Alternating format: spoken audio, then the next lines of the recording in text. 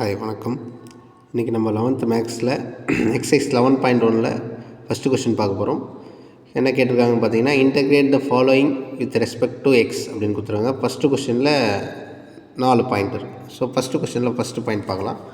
Question number 1 x power 11 அப்படின்னு கொடுத்துருக்காங்க. Question number 1 x power 11 அப்படின்னு நம்ம கொஸ்டினில் கொடுத்துருக்காங்க. ஸோ இப்போது இதில் வந்து x பவர் 11 அப்படின்னும் போது integrate with respect to x அப்படின்னு தான் கேட்டிருக்காங்க. ஸோ அப்போ இன்டகிரேட் பண்ணணும். So integration of x power 11 dx equal to x power n ஃபார்மேட்டில் இருக்குது. நமக்கு இன்டகிரேஷன் ஃபார்முலா தெரியும். Integration x power n equal to x power n+1 by n+1 பவரில் ஒன்று ஆட் பண்ணி அதே வேல்யூவை நம்ம டினாமினேட்டர்லேயும் போடணும். ஸோ அப்போ x பவர் 11+1 by 11+1 அப்படின்னு நமக்கு கிடைக்கும். ஸோ அப்போது x power 12 by 12 answer is over. So அதிலே பாயிண்ட் நம்பர் 2 பார்க்கலாம்.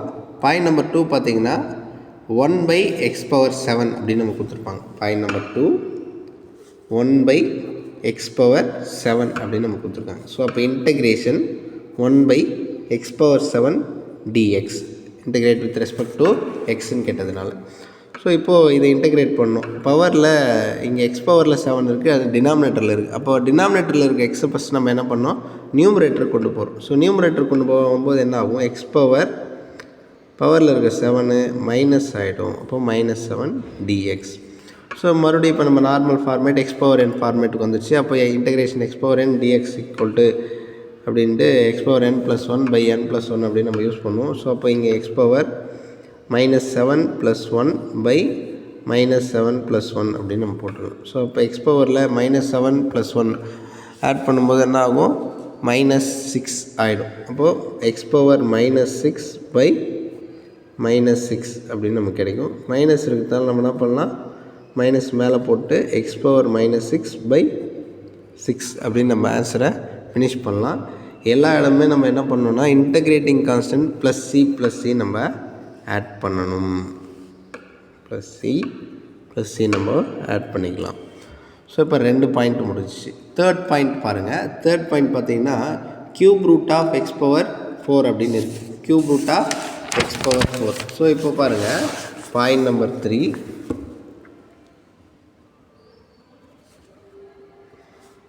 Cube root of x power 4. இப்போ இதை இன்டகிரேட் பண்ணணும். Integration cube root of x power 4 dx equal to. So இப்போது கியூப் ரூட் அப்படின்னாலே நம்ம அதை பவரில் எழுதும்போது என்ன ஆகும் அப்படின்னு பார்த்தோன்னா, இன்டகிரேஷன் எக்ஸ் பவர் 4 ஆல்ரெடி இருக்குது.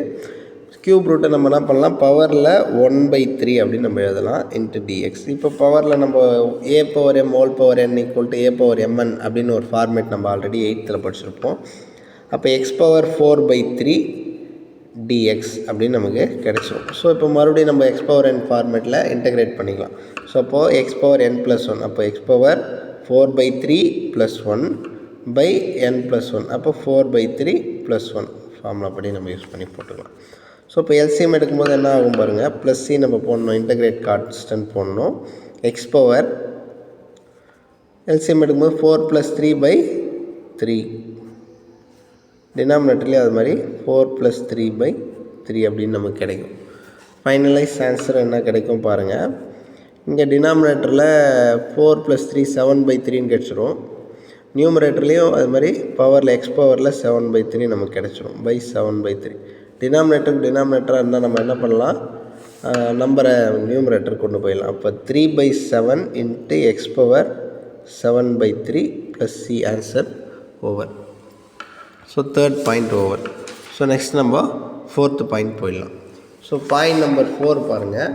பாயிண்ட் நம்பர் 4 பார்த்தீங்கன்னா எக்ஸ் பவர் 5 ஹோல் பவர் 1/8 அப்படின்னு நம்ம இருக்குது. X power 5 whole power 1/8. அப்போது integration x power 5 whole power 1/8 dx equal to. So point number 4க்கான ஆன்சரு.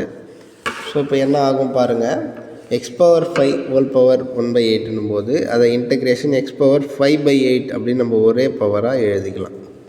ஸோ அதுக்கப்புறம் நம்ம எக்ஸ் பவர் n ஃபார்மேட்டில் இன்டகிரேட் பண்ணும்போது எக்ஸ் பவர் 5/8 + 1 பை 5/8 + 1 அப்படின்னு நமக்கு கிடைக்கும். Plus integrating constant C equal to LCM எடுக்கும்போது என்ன ஆகும் பாருங்கள், x power 5 + 1 8s are 8/8 by 5 + 1 8s are 8/8 LCM எடுத்துருக்கோம் ப்ளஸ் சி. ஸோ 5 8 ஆட் பண்ணால் என்ன கிடைக்கும், எக்ஸ் பவர் 13 கிடைக்குமா. 5 8 ஆட் பண்ணிங்கன்னா அப்போ 13/8 by 13/8 அப்படின்னு நமக்கு கிடைக்கும் ப்ளஸ் சி. ஆஸ் யூஷுவல் போன சம் மாதிரி டினாமினேட்டர் நம்பர் இருந்தாலும் அதை நியூமரேட்டர் கொண்டு போயிடலாம். அப்போ 8/13 அப்படின்னு நமக்கு கிடச்சிடும் into x power 13/8 plus C.